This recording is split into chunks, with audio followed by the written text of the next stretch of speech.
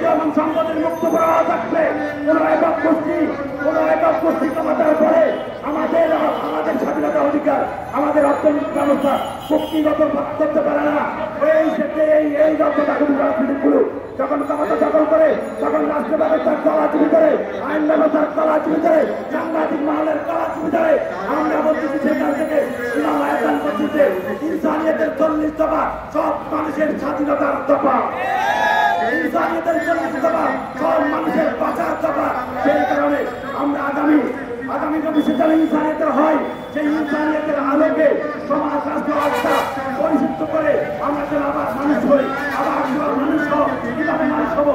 ইনসানিয়তের রাজনীতির মাধ্যমে আবার তোরা মানুষ হব। এই অবস্থিতি আমি সকলকে যারা উপস্থিত হয়েছে তাদেরকে ধন্যবাদ জানিয়ে আমরা আবার ব্যক্ত কার্যক্রম ঘোষণা করছি। এভাবে প্রশাসন করে তাহলে ওই প্রত্যেকটা নাগরিক তার সেফটির জন্য, জন্য, সে নিজেকে রক্ষা করার জন্য সে নিজস্ব আমরা চাই না রক্তপাত আমার হোক, সেটা আমরা চাই না। সেখানে প্রশাসনের শ্রম হতে হবে, প্রশাসন নির্বিকার থাকতে পারে না, প্রশাসন নিরপেক্ষ হতে হবে, কিন্তু দলীয় হতে পারে না। হবে এই সরকার নিরপেক্ষ সরকার ছিল, এই সরকার দলীয় সরকার নয়।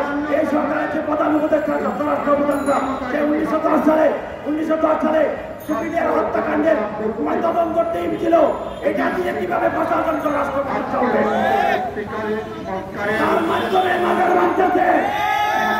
1910 সাল সে রিটার্ন করেছে, 1909 সালে বিডিআর হত্যা যে সেনাবাহিনীর তদন্ত টিমের প্রধান ছিল আজকে স্বরাষ্ট্র বড় দুঃখের বিষয়।